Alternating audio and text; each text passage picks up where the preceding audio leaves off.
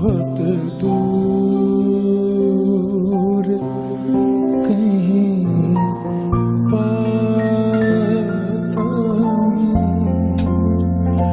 خود کو دنیا سے بہت دور کہیں پاتا ہوں جو ہی اللہ سے نزدیک ہوا جاتا ہوں خود کو دنیا سے بہت دور کہیں پاتا ہوں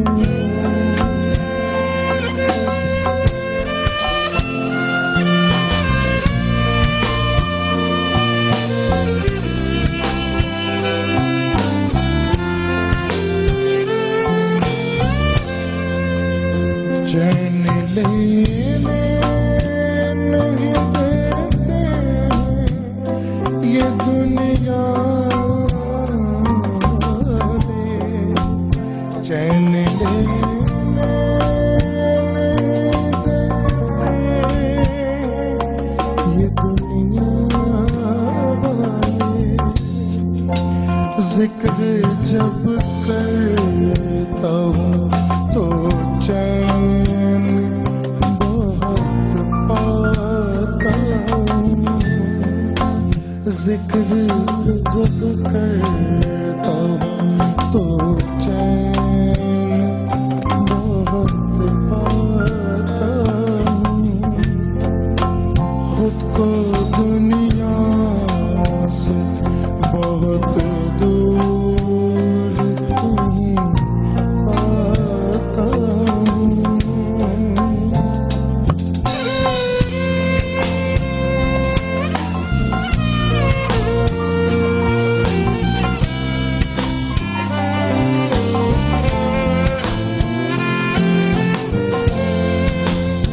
تیری ستاریوں غفار کو میں ہی جانوں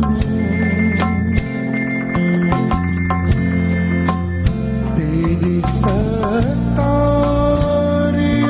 غفار کو میں ہی جانوں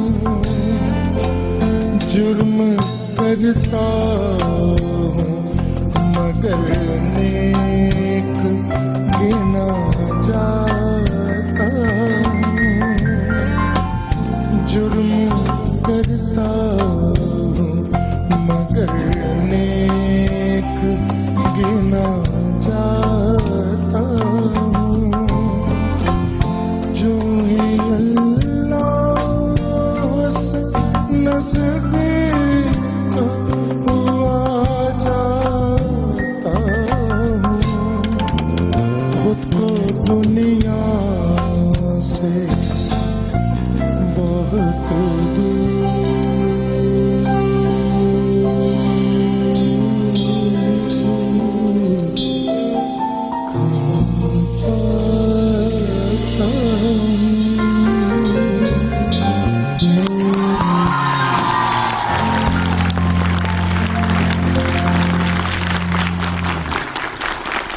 اعوذ باللہ من الشیطان الرجیم بسم اللہ الرحمن الرحیم اللہم صلی علی سیدنا و مولانا محمد وعلی آلہ واصحابہ وبارک وسلم وصلی علیہ. پاکستان میں موجود تمام ہی ناظرین کو پاکستان سے باہر بھارت متحدہ عرب امارات تمام خلیجی ریاستیں مکہ مکرمہ مدینہ منورہ اور وہاں سے آگے تمام یورپی ممالک بالخصوص برطانیہ France Spain Italy Germany Sweden اور وہاں سے بھی آگے ریاست متحدہ امریکہ South Africa Canada Australia Norway اور جہاں جہاں اس وقت Geo television network کی خصوصی ٹرانسمیشن صبح پاکستان دیکھی جا رہی ہیں وہاں ٹیلی ویژن سیٹس کے سامنے موجود تمام ہی ناظرین کو اور یہاں موجود تمام ہی حاضرین کو انتہائی محبت خلوص ادب اور احترام کے ساتھ عامر لیاقت حسین کا السلام علیکم. ناظرین محترم اور حاضرین صبح پاکستان، ہفتے اور اتوار کے دن دو بہت اہم ترین ایام گزر گئے. ایک تو شہزادی کائنات سیدہ فاطمۃ الزہرا ابیہا و علیہا افضل الصلاۃ والسلام کا یوم پیدائش، اور پھر اتوار کو ثانی اثنین سالار صحابہ سیدنا ابو بکر صدیق رضی اللہ تعالی عنہ کا یوم شہادت. یہ دو بہت اہم ایام تھے. ایک نبی کے کلیجے کا ٹکڑا، اور دوسرا نبی کریم صلی اللہ علیہ وآلہ وسلم کا بازو. ایک ایسی ہستی کہ جن کے احترام میں، اور احترام بھی کہہ سکتے ہیں، محبت بھی کہہ سکتے ہیں، احترام اس لحاظ سے تاکہ بیٹی کی عظمت اور بیٹی کی بلندی دنیا پر واضح اور ظاہر ہو سکے، سرکار دو عالم صلی اللہ علیہ وآلہ وسلم کھڑے ہو جاتے ہیں. سبحان اللہ. اور دوسرے وہ جن کے لیے رسول کریم صلی اللہ علیہ وآلہ وسلم اپنی چادر بچھا دیتے ہیں. سبحان اللہ.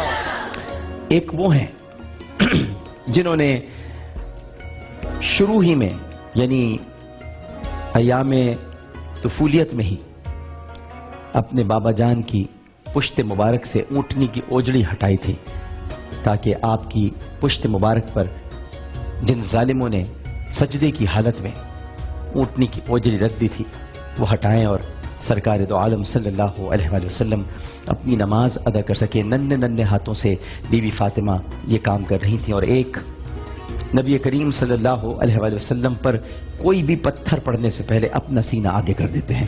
سبحان اللہ. معاذ اللہ کوئی بھی بات سننے سے پہلے اپنی وجود کو آگے کر دیتے ہیں کہ جو کہنا ہے مجھے کہہ لو. تم ایک ایسے شخص کے خلاف ہو جو تم سے یہ کہتا ہے کہ ایک اللہ کی عبادت کرو. یہ وہ باتیں تھیں جو سیدنا ابو بکر صدیق رضی اللہ تعالی عنہ قریش کے رؤوسا، ذمہ داروں اور بڑے بڑے سرداروں سے کہا کرتے تھے. کس شخص سے تم دشمنی کرتے ہو جو تمہیں ایک رب کی طرف بلاتا ہے، توحید کی طرف بلاتا ہے. ایک وہ ہیں جنہوں نے اپنے بابا جان سے کبھی کوئی شکوہ ہی نہیں کیا، جنہوں نے اپنے بابا جان سے کبھی کچھ مانگا ہی نہیں.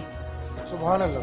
حالانکہ بابا جان کائنات کے بادشاہ ہیں سبحان اللہ. اور وہ خود شہزادی کائنات ہیں، سبحان اللہ. لیکن کبھی ایسا نہیں ہوا کہ انہوں نے اپنی ضروریات کے لیے اپنے والد سے کوئی ریکویسٹ کی ہو، درخواست کی ہو. اور ایک وہ ہیں جنہوں نے اپنے گھر کا سارا سامان لا کر رسول سبحان اللہ. اللہ. تو یہ بڑا عجیب و غریب محبت کا تعلق ہے. ایک طرف بیٹی ہے، ایک طرف دوست ہے. اور دوست آپ کو بتلا دوں واحد دوست ہے. عربی میں صدیق دوست کو کہتے ہیں. آپ اگر اہل عرب سے گفتگو کریں تو وہ جب آپ کو دوست کہیں گے تو صدیق کہیں گے. حضرت ابو بکر کو صدیق دو وجوہات کی بنا پر کہا جاتا ہے. ایک وجہ تو سب کو پتا ہے، اور وہ یہ ہے کہ آپ نے معراج النبی صلی اللہ علیہ وآلہ وسلم کے واقعے کی تصدیق کی تھی، جس کی بنا پر آپ کو صدیق اکبر کہا گیا. سبحان اللہ. اس سے پہلے بھی آپ صدیق تھے. اس واقعے کے بعد آپ کو صدیق اکبر کہا گیا، یعنی بڑا سچا. اس سے پہلے آپ صدیق تھے، جو سچے کے معنی میں نہیں آتا بلکہ دوست کے معنی میں آتا ہے. یعنی رسول کریم صلی اللہ علیہ وآلہ وسلم کا ہر صحابی صرف صحابی ہے، لیکن ابو بکر صدیق بھی ہیں، سبحان اللہ. یعنی دوست بھی ہیں. اس لیے میں کہتا ہوں کہ آپ نبی کریم صلی اللہ علیہ وآلہ وسلم کے واحد دوست تھے. واحد، سبحان اللہ. اور کوئی آپ کا دوست نہیں تھا. اس لیے آپ صدیق ہیں، اور واقع معراج کی گواہی کے بعد صدیق اکبر ہیں. سبحان اللہ. اور فاطمۃ الزہرا یہ وہ ہستی ہیں جن کے سبب ہمیں آپ کو سب کو ایک ایسی تسبیح ملی کہ جو تسبیح تمام پریشانیوں، دکھوں، تکالیف، ان سب کا مداوع ہے، جسے تسبیح فاطمہ کہا جاتا ہے. سبحان اللہ، الحمدللہ، اللہ اکبر. یہ نبی کریم صلی اللہ علیہ وآلہ وسلم نے تحفہ اپنی بیٹی کو عطا فرمایا، بیٹی سے امت تک پہنچ گیا. سبحان اللہ. اور بھی بہت کچھ بیٹی کو عطا فرمایا. سبحان اللہ. بیٹی کو علی عطا فرمایا. سبحان اللہ. علی اور فاطمۃ الزہرا کی جب شادی ہوئی تو حسنین کریمین عطا فرمائے، جو کہ یقیناً رب تعالیٰ کی طرف سے تحفہ ہے، لیکن گھرانہ تو مصطفیٰ کا ہے صلی اللہ علیہ وآلہ وسلم. تو بہت کچھ ہمیں اس در اقدس سے ملا ہے اور بہت کچھ ہمیں ابو بکر کے گھر سے ملا ہے. ایک ایسی ہستی جو نبی کریم صلی اللہ علیہ وآلہ وسلم کے ساتھ جڑی ہوئی ہے، یعنی ان کی صاحبزادی، اور ایک ایسی ہستی جو اب بھی رسول کے ساتھ جڑے ہوئے ہیں، یعنی ابو بکر صدیق رضی اللہ تعالی عنہ. ہم پر لازم ہے، ہم پر واجب ہے، ہمارے لیے ضروری ہے کہ ہم ہر اس شے سے محبت کریں اور ہر اس ہستی کا احترام کریں جسے نبی کریم صلی اللہ علیہ وآلہ وسلم نے پسند فرمایا ہے. ہمارے لیے ضروری ہے کہ ہم اہل بیت اطہار سے بھی محبت کریں اور صحابہ کرام رضوان اللہ تعالی علیہم اجمعین سے بھی. رسول اللہ اپنے صحابہ کو بھی بہت چاہتے تھے، اپنے گھر والوں سے بھی بہت محبت کرتے تھے. تو پھر عشق کا تقاضا یہ ہے جو رسول کرتے تھے ہمیں وہی کرنا چاہیے. سبحان اللہ. کوئی تفریق نہیں برتنی چاہیے، کوئی لکیر نہیں کھینچنی چاہیے، پسند اور ناپسند کا کوئی معیار نہیں مقرر کرنا چاہیے. جسے نبی نے پسند کیا اسے امتی کو پسند کرنا چاہیے. یہ بہت بڑے ایام تھے جو گزر گئے ہفتے اور اتوار کی ان خوبصورت ساعتوں میں. اور میں اگر یہ صبح پاکستان ان دنوں میں یقیناً اگر ہوتا تو پھر ہم یہ ٹرانسمیشن انہی دونوں ہستیوں سے موسوم کر دیتے، لیکن ہماری بدقسمتی کہ ہمیں یہ 2 دن نہیں مل سکے. مگر میں ان دنوں کے توسط سے اور ان دنوں کے طفیل سب سے یہی عرض کرنا چاہوں گا اپنے پاکستان کے تمام تر ناظرین اور پاکستان میں بسنے والے تمام ہی پاکستانیوں سے، اور اس کے علاوہ پورے عالم اسلام اور مسلمانوں سے، کہ ان 2 ہستیوں کے طفیل اپنے اندر اتحاد و یکجہتی اور یگانگت کو پیدا کریں. اس وقت جو یمن میں صورتحال ہے اور جو بتدریج خراب ہوتی جا رہی ہے، روز بروز اس میں خرابی پیدا ہو رہی ہے، کچھ اچھائی پیدا نہیں ہو رہی ہے. یہ اچھا نہیں ہو رہا ہے جو کچھ بھی ہو رہا ہے. یمن کو آپ صرف یہ مت سمجھیے کہ یہ یمن کی آگ ہے یا صرف صنعا میں یہ آگ لگی ہوئی ہے. اگر ہمارے دانشور نہیں کہوں گا، اگر دانش فروش یہ سمجھتے ہیں کہ سعودی عرب کی سلامتی کو کوئی خطرہ نہیں ہے تو وہ غلط کہہ رہے ہیں، جھوٹ بول رہے ہیں. اس لیے کہ یہ آگ لگائی اس لیے گئی ہے کہ صنعا سے باہر نکل کر سعودی عرب میں داخل ہوا جائے. سعودی عرب میں کوئی ریاض میں داخل نہیں ہونا چاہتا، کسی کو ضرورت نہیں ہے کہ وہ جدہ جائے. سب کا نشانہ مکہ اور مدینہ ہے. اور ہمیں یہ بات سمجھنی چاہیے، یہ کوئی اچنبے کی یا حیرانگی کی بات نہیں ہے. بڑے آرام سے کہہ دیا جاتا ہے کچھ نہیں ہوگا مکے اور مدینے کو. بات تو درست ہے، کہہ تو دیا جاتا ہے اور یقیناً ہوگا بھی نہیں کچھ، لیکن ہمیں واقع حرہ نہیں بھولنا چاہیے جو یزید کے دور میں ہوا. اور اس زمانے میں مدینہ منورہ میں نبی کریم صلی اللہ علیہ وآلہ وسلم کی قبر اقدس کے باہر گھوڑے باندھے گئے، وہاں کی صحابیات کی عزتیں لوٹی گئیں، قتل و غارت ہوئی مدینہ منورہ میں. تو ہمیں یہ نہیں بھولنا چاہیے کہ یزید کے دور میں ایسا واقعہ ہو چکا ہے. تو پھر یہ ممکن ہے کہ پھر کچھ ایسا ہی عمل کیا جائے، اور ہمیں سعودی عرب کو ان حالات میں تنہا نہیں چھوڑنا چاہیے.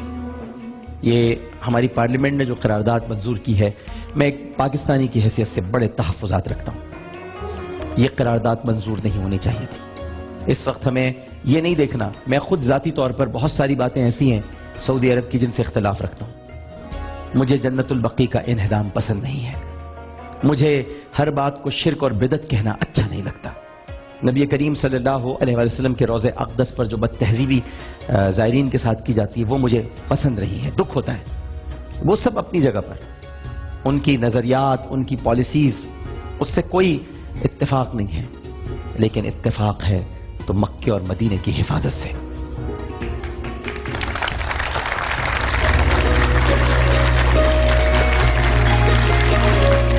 بہت ضروری ہے کہ ہم سب مل کر اس پوری صورتحال کو سمجھنے کی کوشش کریں، بجائے اس کے کہ اور یہ دیکھیے کہ یمن اور سعودی عرب کو اگر سامنے رکھیں، یمن نے ہمارا کبھی ساتھ نہیں دیا کسی مسئلے پر، سعودی عرب نے ہمارا ہمیشہ ساتھ دیا.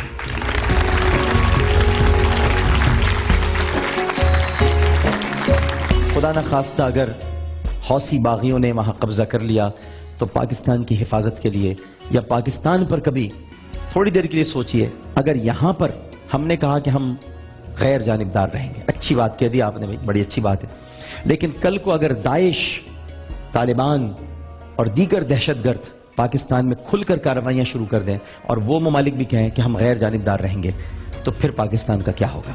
جس طرح ان کی بغاوت ہو رہی ہے، اسی طرح خدا نخواستہ اگر ہمارے یہاں بغاوت ہو جائے تو ہم بھی تو یہ چاہیں گے کہ ہمارے دوست ملک ہمارا ساتھ دیں، اور وہ ملک جس نے ہر کڑے وقت میں پاکستان کا ساتھ دیا. اور یہ بات نہیں ہے خالی سعودی عرب، متحدہ عرب امارات، قطر، عمان، کویت، ان سب ممالک میں پاکستانی روزگار کمانے کے لیے گئے ہوئے ہیں اور بہت بڑی تعداد میں ہیں. یمن میں تو کچھ ہزار تھے، سعودی عرب میں لاکھوں ہیں، متحدہ عرب امارات میں ہزاروں ہیں. وہ پاکستانی کہاں جائیں گے اگر ہم اس طرح کی پالیسی اختیار کریں گے اور ان ممالک نے کہہ دیا چلو بھائی نکلو یہاں سے؟ پھر کیا ہوگا؟ یہ جو زر مبادلہ پاکستان میں آ رہا ہے یہ کہاں جائے گا؟ جو پاکستانی وہاں محنت سے روزی روٹی کما رہے ہیں وہ اس وقت کتنی ٹینشن میں ہوں گے وہ کہ ان کا ملک کیا کر رہا ہے اور وہ کیا کریں. یمن سے تو آہستہ آہستہ پاکستانی ہم نکال رہے ہیں، لیکن سعودی عرب کی اگر حالت خراب ہو گئی تو کیا ہوگا؟ تو بہت سوچ سمجھ کے یہ فیصلے کرنے چاہیے. یہ فیصلے پارلیمنٹ میں آنے ہی نہیں چاہیے تھے. یہ تو تمام جماعتوں کے سربراہان کو بلایا جاتا اور ایک بند کمرے میں ایک اجلاس کیا جاتا اور یہ فیصلے کر لیے جاتے. پارلیمنٹ میں آپ نے تقاریر کروائی ہیں، سعودی عرب کو کوسوایا ہے آپ نے، گالیاں دلوائی ہیں آپ نے. یہ کوئی اچھا کام کیا ہم نے؟ اسی طرح کوئی ایران کو کہہ رہا ہے برا کوئی سب. یہ دونوں ممالک ہمارے لیے اہم ہیں، چاہے ایران ہو. ایران وہ ہے جس نے پاکستان کو سب سے پہلے تسلیم کیا ہے. سعودی عرب وہ ہے جو پاکستان کی ہر کڑے وقت میں مدد کرتا ہے. ہمیں تو ان دونوں کے درمیان اپنا کردار ادا کرنا چاہیے تھا اور یہ سمجھانا چاہیے تھا ایران کو بھی اور سعودی عرب کو بھی کہ ہم آپ کی نہیں سنیں گے، ہم سنیں گے امت مسلمہ کی. اور ہم اس معاملے میں آگے بڑھ کر، اور پھر شاہ فیصل نے جب پاکستان کو اسلام کا قلعہ قرار دے ہی دیا ہے تو پاکستان کو تو لیڈنگ رول ادا کرنا ہے. یہ مت سوچئے کہ پاکستان بہت چھوٹا ملک ہے. پاکستان بہت بڑا ملک ہے کیونکہ پاکستان واحد اسلامی ایٹمی طاقت ہے. یہ سب کو سوچنا چاہیے. پاکستان کا رول سب سے اہم ہے، لیڈنگ رول ہے. اور میں اس معاملے میں اپنی پاک فوج کے جذبات کی قدر کرتا ہوں.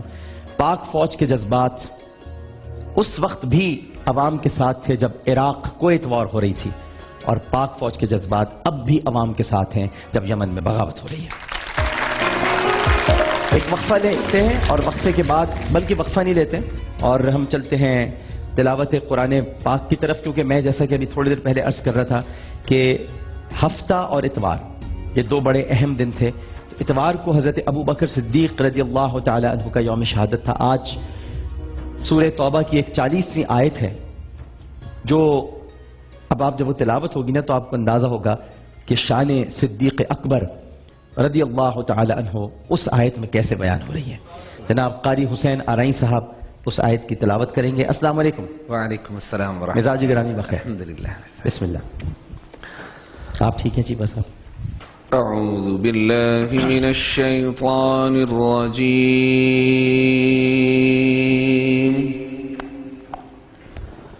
بسم اللہ الرحمن الرحیم.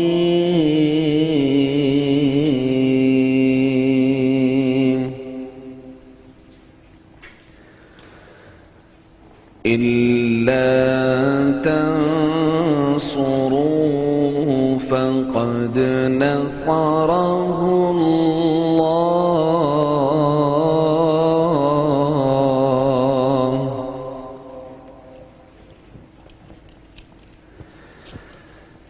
إِلَّا تَنصُرُوهُ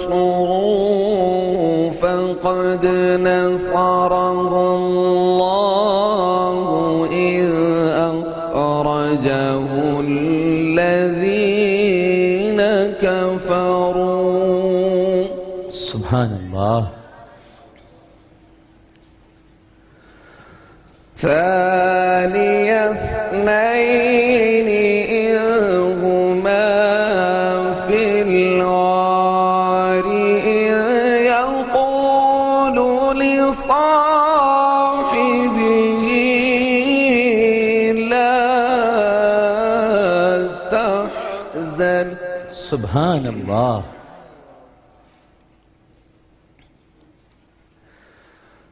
ثاني اثنين هما في الغار يقول لصاحبه لا تحزن إن الله معنا.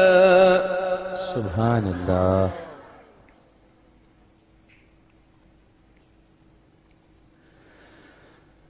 إذ يقول لصاحبه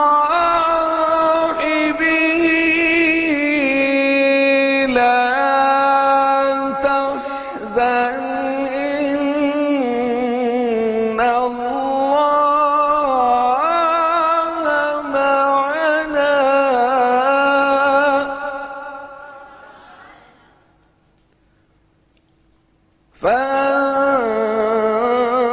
فأنزل الله سكينته عليه وأيده. سبحان اللہ.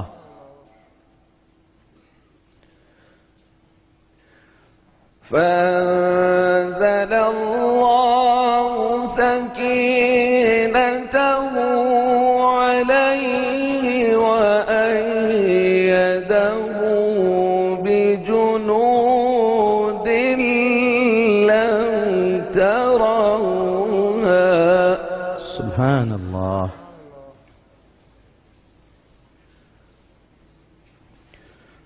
بجنود لم تروها وجعل كلمة الذين كفروا السفلى. اللہ اکبر.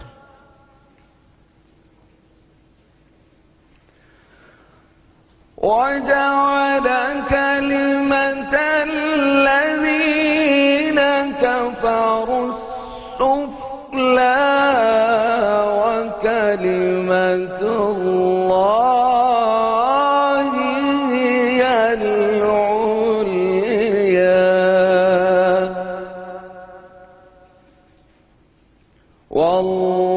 والله عزيز حكيم. صدق الله العظيم. سبحان اللہ. جزاک اللہ. ماشاء اللہ. سورہ توبہ کی 40ویں آیت.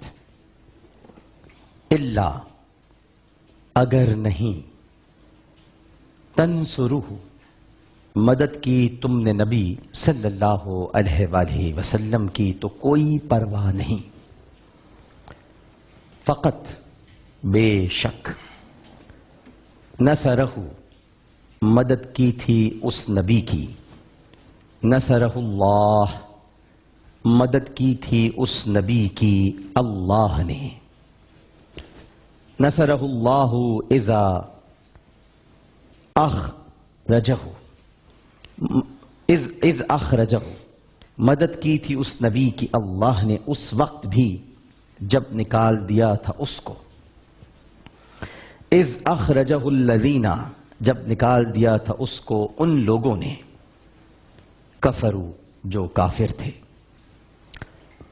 ثانی اثنین جب تھا وہ دو میں دوسرا. سبحان اللہ. اذ جبکہ ہما وہ دونوں اذ ہما فی الغار جبکہ وہ دونوں غار میں تھے. سبحان اللہ.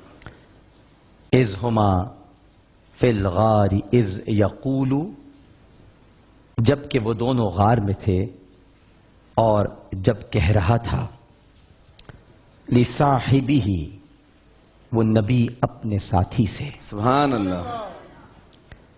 لا تحزن غم نہ کر. سبحان اللہ.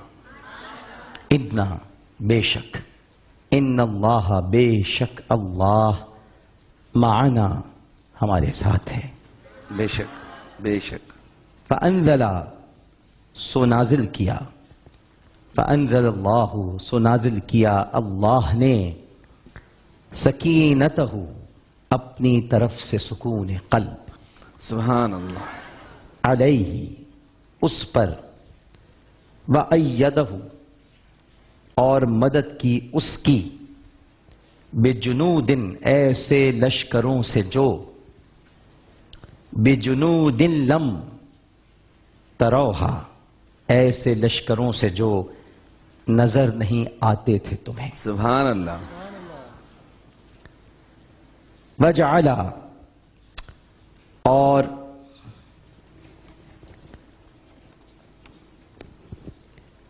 کر دیا. وَجَعَلَ كَلِمَةَ الَّذِينَ كَفَرُوا اور کر دیا بول کافروں کا نیچا. وَجَعَلَ كَلِمَةَ الَّذِينَ كَفَرُوا السُّفْلَى اور کر دیا بول کافروں کا نیچا. وَكَلِمَةُ اللَّهِ اور بول اللہ کا وہ تو ہے ہی اونچا.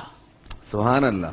بے شک. یعنی وَكَلِمَةُ اللَّهِ هِيَ الْعُلْيَا اور بول اللہ کا وہ تو ہے ہی اونچا. بے شک. واللہ عزیز حکیم اور اللہ زبردست اور حکمت والا ہے. ناظرین محترم اور حاضرین صبح پاکستان،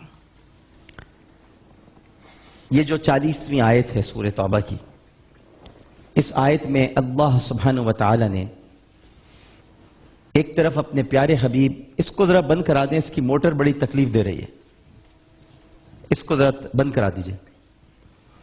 ایک طرف اپنے پیارے حبیب محمد مصطفیٰ صلی اللہ علیہ وآلہ وسلم کو تسلی اور تسکین دی ہے اور مدد و نصرت کا اعلان فرمایا ہے، اور اس کے ساتھ ساتھ اپنے حبیب کے محب اور صدیق اکبر رضی اللہ تعالی عنہ کی فضیلت اور منزلت بیان فرمائی ہے. سبحان اللہ.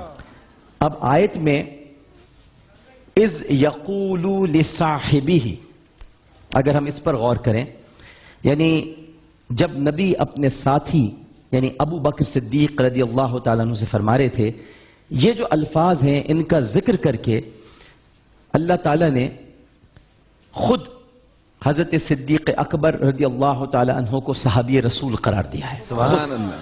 سبحان اللہ.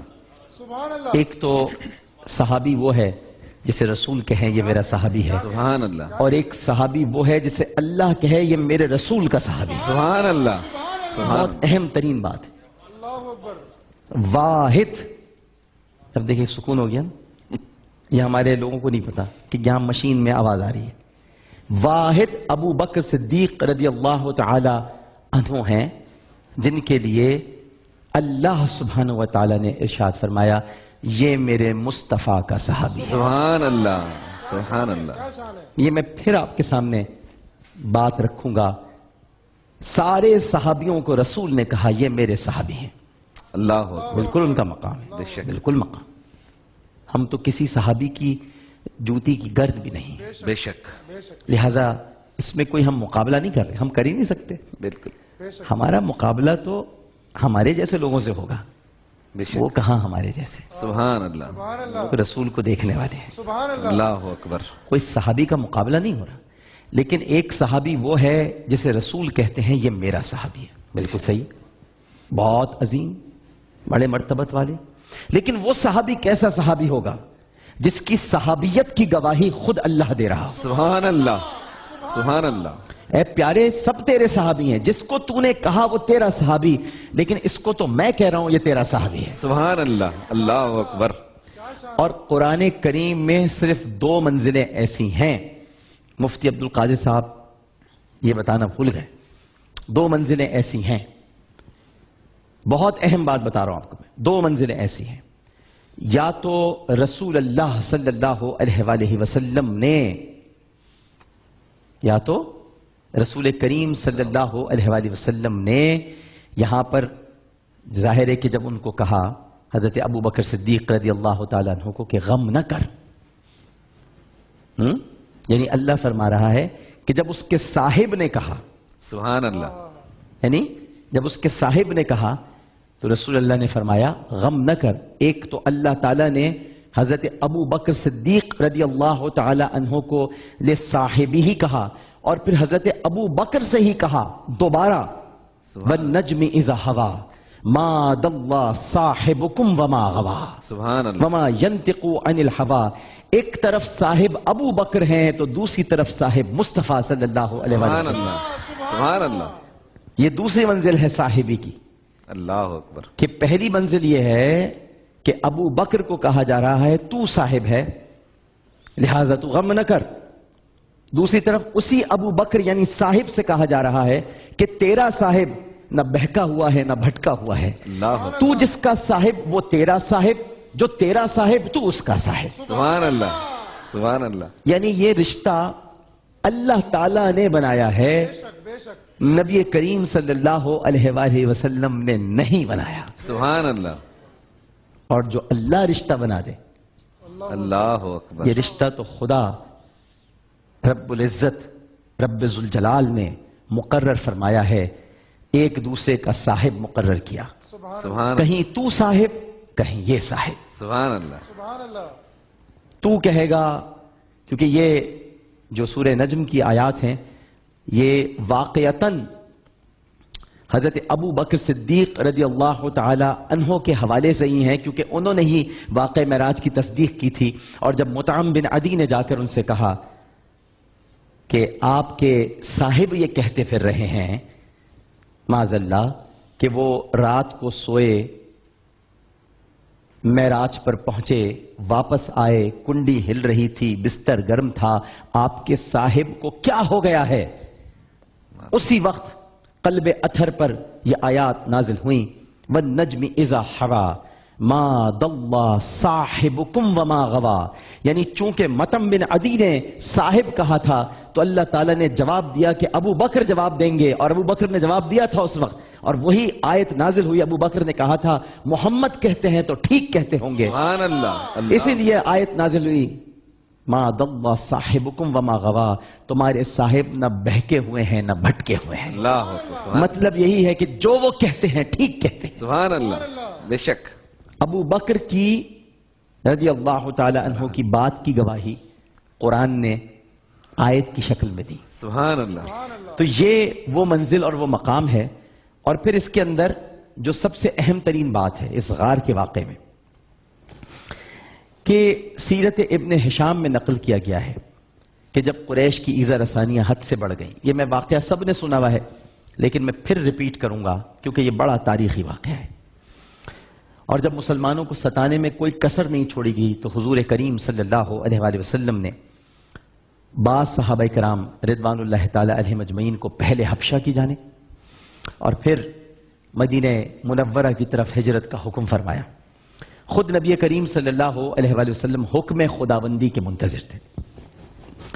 جب اللہ تعالیٰ نے آپ کو ہجرت کا حکم دیا تو نبی کریم صلی اللہ علیہ وآلہ وسلم نے اپنے صدیق اپنے ابو بکر سے ہجرت کا ذکر فرمایا.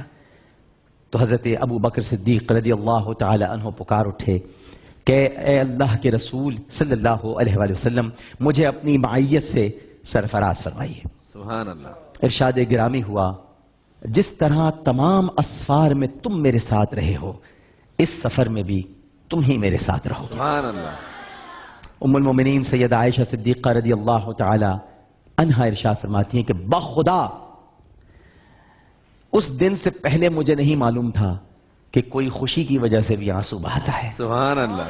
جب میں نے اپنے بابا جان کو آنسو بہاتے ہوئے دیکھا میں نے پوچھا آپ کیوں رو رہے ہیں تو فرمایا بیٹی آج خوشی کی وجہ سے رو رہا ہوں. اللہ اکبر. اللہ اکبر. اور یوں سیدنا صدیق اکبر رضی اللہ تعالی عنہ ہجرت کے وقت غار ثور میں 3 دن میں اس غار میں جا چکا ہوں.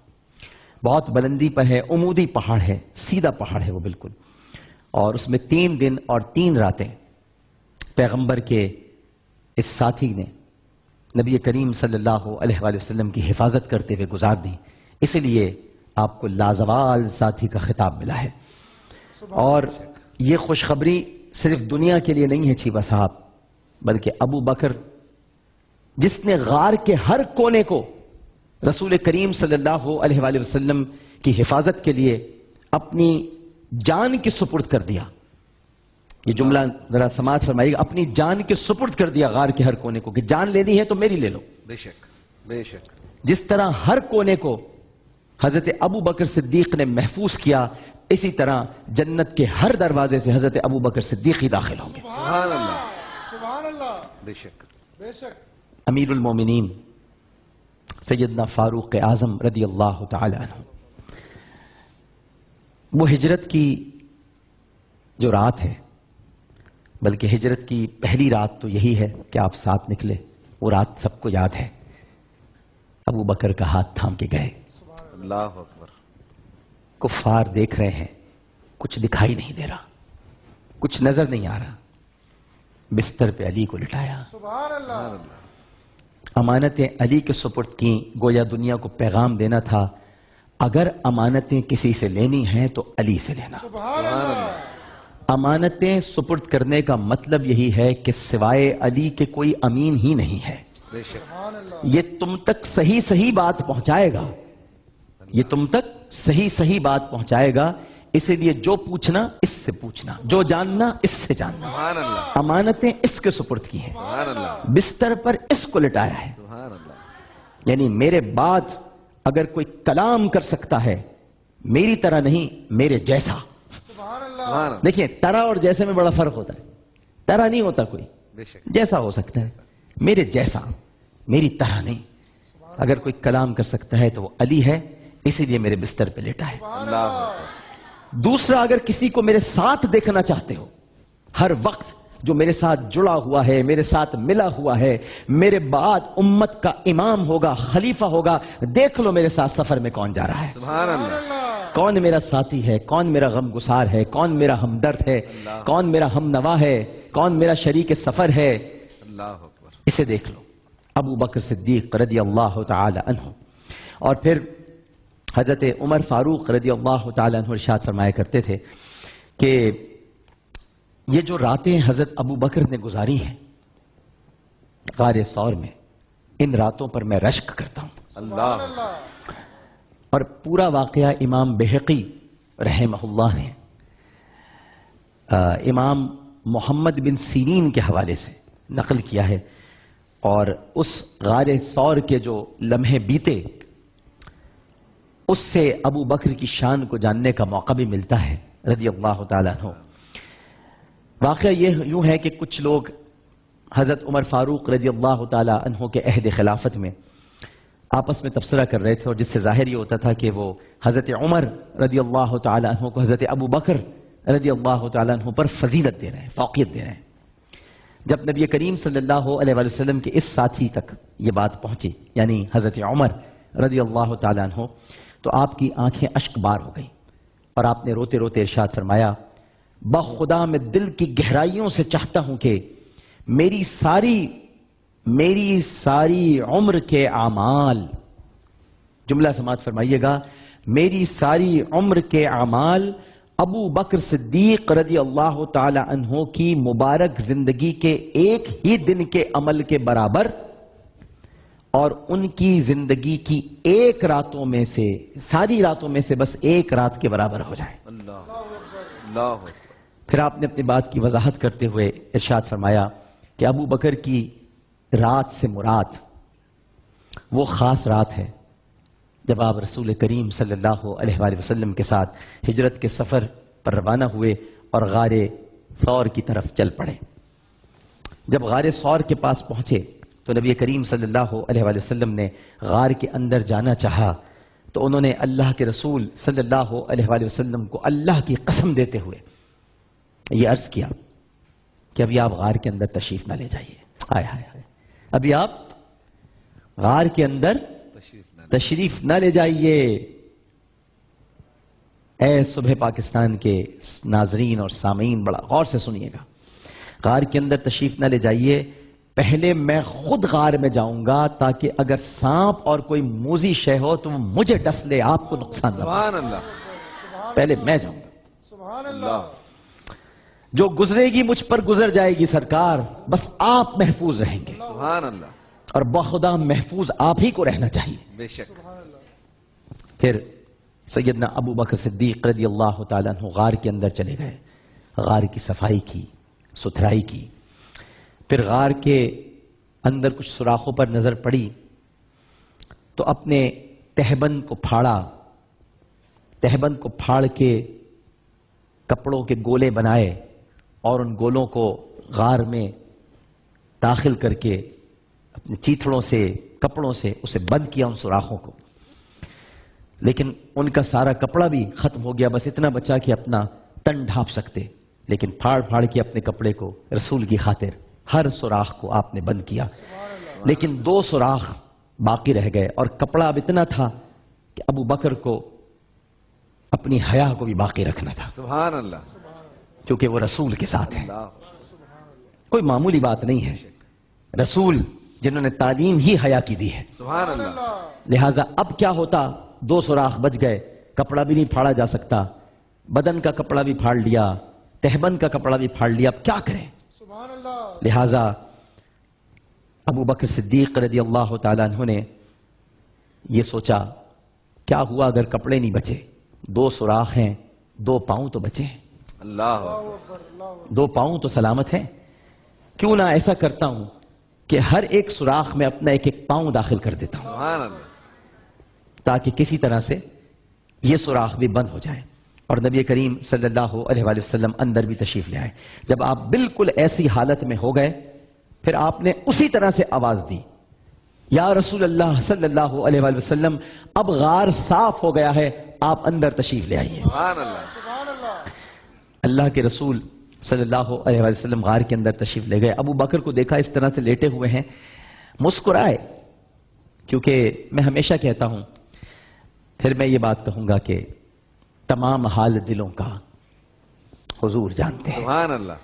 رسول کو تو باہر معلوم تھا، وحی کے ذریعے اطلاع دی جا رہی تھی کہ آپ کے صاحب اندر آپ کے لیے بڑا اہتمام کر رہے ہیں، سبحان اللہ. سبحان اللہ. اپنی جان آپ پر نچھاور کرنے کو تیار ہیں.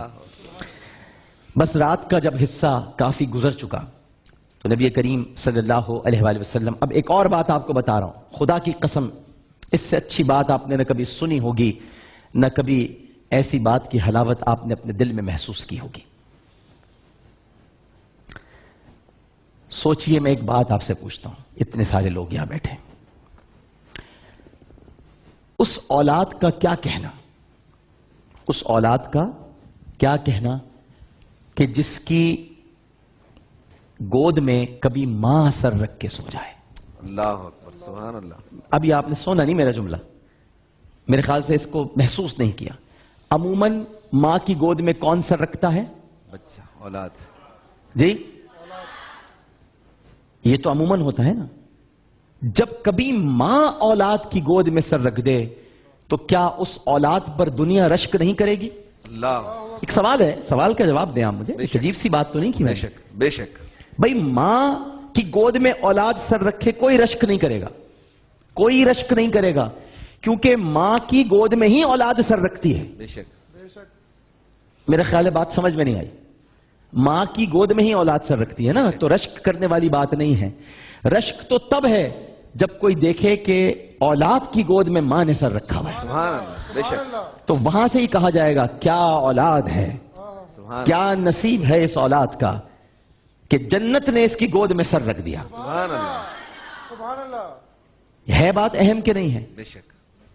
جب رسول کریم صلی اللہ علیہ وسلم غار میں تشریف لے گئے اور رات گزری اور نبی کریم صلی اللہ علیہ وآلہ وسلم کے ساتھی دونوں سوراخوں میں اپنے پیر اور اپنے جسم کو سیدھا لٹائے لیٹے ہوئے تھے، تب نبی کریم صلی اللہ علیہ وآلہ وسلم نے ابو بکر کی گود میں سر رکھا اور سو گئے. سبحان اللہ. سبحان اللہ. اللہ اکبر. سبحان اللہ. اللہ. کیا شان ہے. سبحان اللہ. سبحان اللہ. جزاک اللہ. ابو بکر کی گود میں سر رکھا. سبحان اللہ. سیدنا ابو بکر صدیق رضی اللہ تعالی عنہ کی گود میں چاند اتر آیا. سبحان اللہ. سبحان اللہ. ابو بکر صدیق رضی اللہ تعالی عنہ کی گود کیا گود ہے جس میں اللہ کے محبوب کا سر رکھا ہوا ہے. سبحان اللہ. سبحان اللہ. اللہ نے اس گود کو کیا منتخب کیا؟ کہ یہ وہ گود ہے جس میں میں اپنے محبوب کو کچھ سراحت کے لیے، کچھ آرام کے لیے، اے ابو بکر تجھے سونپ رہا ہوں۔ سبحان اللہ، اللہ اکبر۔ یہ تو وہ گود ہے، یہ تو وہ سر ہے جو جنگ احد میں اگر کسی پتھر پہ رکھ دیا جائے تو وہ تکیہ بن جاتا ہے سبحان اللہ۔ کہ ہمارے نصیب جاگ گئے کہ سر مصطفیٰ سبحان اللہ۔ تکیہ بن جاتا ہے۔ وہ تکیہ آج بھی موجود ہے جنگ احد جہاں پر ہوئی ہے، پہاڑ کے میں ایک گھاٹی ہے۔ میرے کچھ لوگ میرے ساتھ جب گئے تھے عمرے پر وہ دیکھ چکے ہیں، ابھی سن رہے ہوں گے، جو میرے ساتھ گئے ہیں ایم سی آر میں کچھ لوگ ہیں، انہیں میں نے وہ جگہ دکھائی۔ تو جب پتھر تکیہ بن جائے تو اس گود کے کیا کہنے، سبحان اللہ، جس گود میں نبی کریم صلی اللہ علیہ وآلہ وسلم سر رکھتے، اللہ اکبر۔ اور پھر نبی کریم صلی اللہ علیہ وآلہ وسلم خود ارشاد فرماتے ہیں۔ اب جب ان کا ارشاد ہو تو پھر تو کسی کا کوئی ارشاد ہی نہیں رہے گا۔ وہ خود ارشاد فرماتے ہیں کہ جتنی اچھی نیند مجھے غار ثور میں آئی، اللہ اکبر، اس سے اچھی نیند کہیں اور نہیں آئی۔ سبحان اللہ، ابو بکر کی گود میں جب سر رکھا ہوا تھا سبحان اللہ، سبحان اللہ، اور آپ بیدار نہیں ہوئے، بیدار ہونا ہی نہیں تھا آپ نے، کیونکہ آپ کو تو اللہ نے لٹایا تھا۔ سبحان اللہ، آپ کا یہ بستر تو خدا نے بنایا تھا، سبحان اللہ، آپ کی یہ گود تو اللہ نے تخلیق کی تھی، بے شک، تو بیدار تو آپ نے ہونا ہی نہیں تھا۔ اب بیدار ہونے کا بھی طریقہ ہے، بادشاہوں کو جگایا کیسے جاتا ہے؟ اللہ اکبر، کائنات کے بادشاہ ایسے نہیں جگائے جاتے کہ ان کو اٹھایا جائے، اٹھیے صبح ہو گئی ہے۔ بادشاہوں کو جگانے کا بھی ایک طریقہ ہوتا ہے۔ اللہ تعالیٰ نے سانپ کو حکم دیا، ڈسو ابو بکر کے پاؤں پر۔ اللہ اکبر، اللہ اکبر، آج دو باتیں ہونی ہیں۔ پہلی بات تو یہ کہ میں اپنے نبی کے لعاب دہن کو مرہم بنا کر دنیا کے سامنے پیش کروں گا۔ سبحان اللہ، بے شک، کن آئنٹمنٹس کے پیچھے بھاگ رہے ہو، کن طبیبوں کے پیچھے بھاگ رہے ہو؟ رسول کو اپنے جیسا کہتے ہو، دیکھو تمہارے لعاب میں وہ تاثیر نہیں جو میرے رسول کے لعاب میں تاثیر سبحان ہے۔ اللہ، سبحان اللہ، بے شک، اگر تم ان کے جیسے ہو تو لگا دو کسی کے زہر پر اپنا تھوک، اس میں مزید سیپٹک پیدا ہو جائے گا۔ بے شک، لیکن رسول کا لعاب دہن کسی کے زہر پہ لگتا ہے، سیپٹک نہیں ہوتا، زہر ہی چلا جاتا ہے۔ سبحان اللہ، سبحان اللہ، اب یہ بھی دکھانا تھا مقصود، لہذا دو باتیں ہونی تھی کہ سانپ کاٹے اس کی تکلیف ہو تو پہلے تو ابو بکر کو تکلیف کا بھی احساس ہو، کیونکہ عشق کی راہ میں صرف تکلیف ہوتی ہے، اللہ اکبر، اللہ اکبر، اور سبحان اللہ، عشق کی راہ میں تکلیف بھی ہوتی ہے۔ اور قاری صاحب اچھی طرح جانتے ہیں فَإِنَّ مَعَ الْعُسْرِ يُسْرًا إِنَّ مَعَ الْعُسْرِ يُسْرًا، ہر تکلیف کے بعد راحت ہے، بے شک، بے شک ہر تکلیف کے بعد راحت ہے۔ بے شک، لہذا وہ ایک سانپ کا ڈسنا ہو، ابو بکر کو وہ سانپ ڈسے، سانپ جیسے ہی ڈسے تو ابو بکر کی آنکھ سے آنسو نکلیں، آنسو نکلیں تو اس کے قطرے رخسار مصطفیٰ پہ جائیں، رخسار مصطفیٰ ان آنسوؤں کے قطروں کو محسوس کر کے بیدار ہو جائیں، تاکہ یہ ثابت ہو کہ بادشاہوں کو اس طرح جگایا جاتا ہے۔ سبحان اللہ، سبحان اللہ، بادشاہوں کو جگانے کے طریقے ہوتے ہیں، بے شک، بادشاہوں کو عشق کے آنسوؤں سے جگایا جاتا ہے، اللہ اکبر، بادشاہوں کو یہ بتلایا جاتا ہے کہ اے بادشاہ سلامت، تکلیف ہمیں ہوئی لیکن ہم ہلے جلے نہیں کہ آپ کی نیند میں خلل نہ ہو، بس رو پڑے کہ ان آنسوؤں کی حلاوت سے آپ اٹھ جائیں اور آپ پوچھ لیں کیا ہوا ابو بکر؟ سبحان اللہ، سبحان اللہ، اور یہی پوچھا کیا ہوا ابو بکر؟ اب ابو بکر تو ابو بکر ہیں رضی اللہ تعالیٰ عنہ، عرض کرتے ہیں میرے ماں باپ آپ پہ قربان، مجھے سانپ نے کاٹ لیا ہے، اللہ، بہت پیار سے کہا مجھے سانپ نے کاٹ لیا ہے۔ نبی کریم صلی اللہ علیہ وآلہ وسلم نے ارشاد فرمایا دکھاؤ تو صحیح کہاں کاٹا ہے؟ عرض کیا کہ یا رسول اللہ وہ جو پاؤں سوراخ میں رکھا تھا وہاں کاٹ لیا ہے۔ کہا پاؤں نکال لو اب سانپ کچھ نہیں کہے گا، سبحان اللہ، پاؤں نکال لو اب سانپ کچھ نہیں کہے گا۔ گویا ایک ولی اللہ کے بقول کہ سانپ بھی اس وجہ سے حضرت ابو بکر کو کاٹ رہا تھا کہ برسوں سے اس غار میں چھپا تھا کہ مصطفیٰ کو دیکھ لے، اور ابو بکر نے اپنا پاؤں وہاں پر رکھ دیا تھا۔ اللہ، سبحان اللہ، یہ ایک ولی کا قول ہے، لیکن ظاہر ہے کہ یہ موضوع قول ہے، اس لیے مستند باتوں میں اس کی گنجائش نہیں ہوتی۔ بہرحال حضرت ابو بکر صدیق رضی اللہ تعالی عنہ نے اپنا پاؤں ہٹایا، نبی کریم صلی اللہ علیہ وآلہ وسلم نے اپنا لعاب دہن حضرت ابو بکر صدیق رضی اللہ تعالی عنہ کے پاؤں پر لگایا. سبحان اللہ. سبحان اللہ. ہمارے لیے تو رسول کی ہر چیز قابل احترام. سبحان اللہ. بے شک. صحابہ رسول کے لعاب دہن کو زمین پر گرنے نہیں دیتے تھے اور ہاتھوں میں لے کر چہرے پہ مل لیتے تھے. قربان جاؤں اس ٹخنے کے، اس پاؤں کے کہ جس پہ رسول کا لعاب دہن لگ گیا. سبحان اللہ. سبحان اللہ. اللہ اکبر. سبحان اللہ. میں تو ابھی کچھ بیان ہی نہیں کر رہا ہوں حضرت ابوبکر کی صفات اور فضیلتیں. میں تو ابھی صرف غار میں ہی ہوں. بے شک. میں تو ابھی کچھ بیان ہی نہیں کر رہا ہوں. اگر بیان کرنا شروع کر دیں تو ہم سب مر جائیں گے عشق میں. حقیقت بات. اتنے مقامات ہیں صدیق اکبر رضی اللہ تعالی عنہ کے. سبحان اللہ. اور پھر حضرت عمر رونے لگے یہ واقعہ بیان کر کے اور کہنے لگے کہ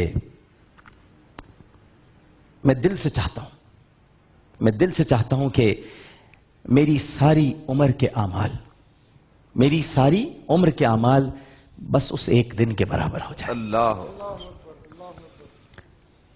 سیدنا عبداللہ ابن مسعود رضی اللہ تعالیٰ عنہ بیان کرتے ہیں کہ ایک مرتبہ ان کی حیات میں بھی حضرت ابو بکر کی حیات میں بھی حضرت عمر نے یہی کہا ان سے.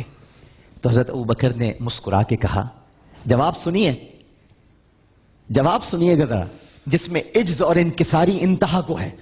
عاجزی سیکھنی ہے تو ابو بکر سے سیکھو. سبحان اللہ.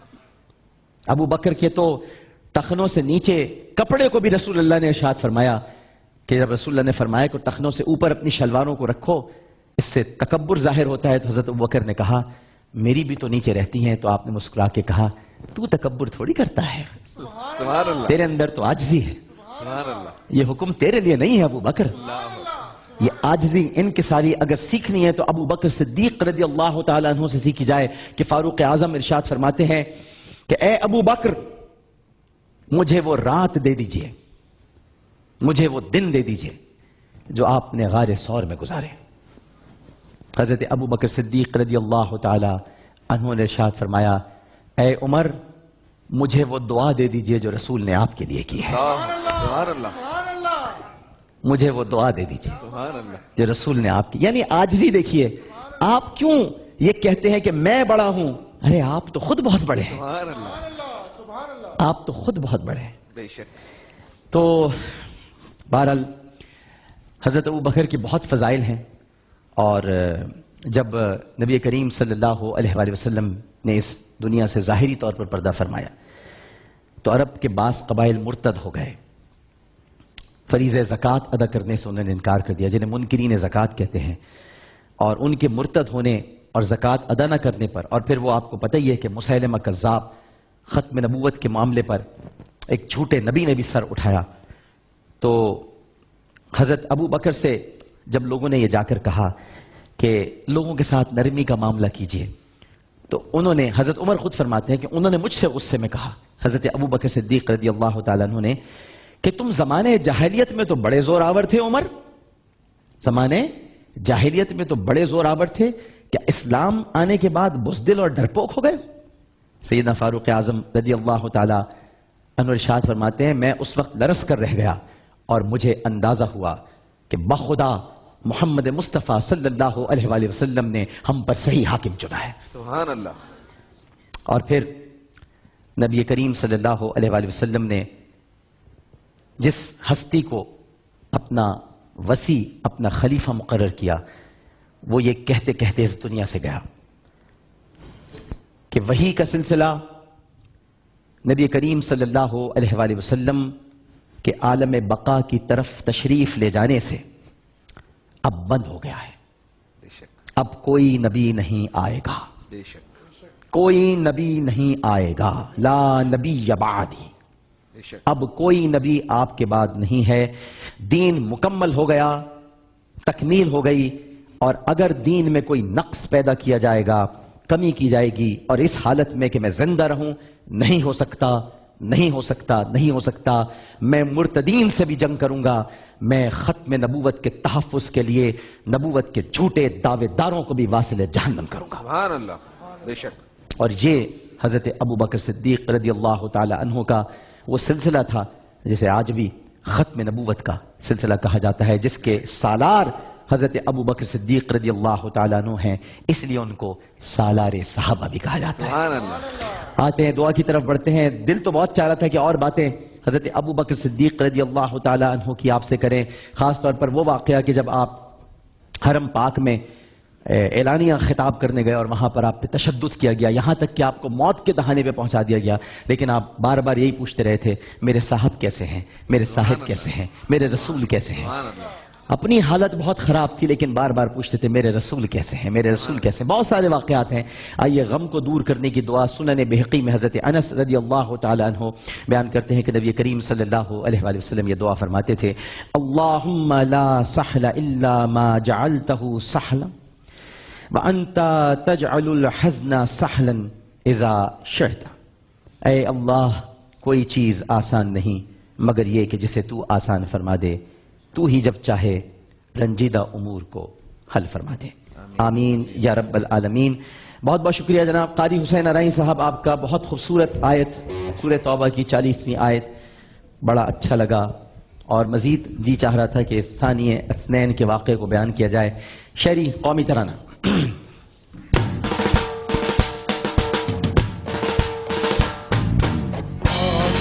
زمین شادا کشور حسین شادا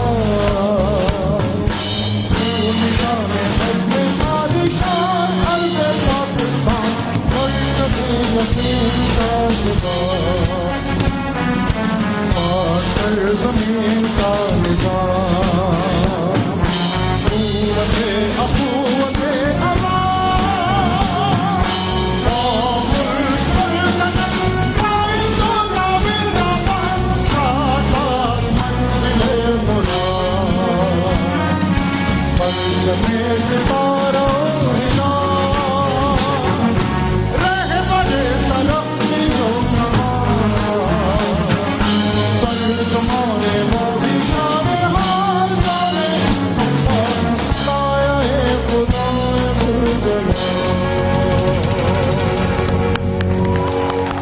تشریف رکھیے، ایک وقفہ لیتے ہیں، وقفے کے بعد جب حاضر ہوں گے تو ہماری ایک بہت ہی پیاری مہمان یہاں پر آنے والی ہیں، لیکن اس سے پہلے ایک وقفہ۔ السلام علیکم ورحمۃ اللہ۔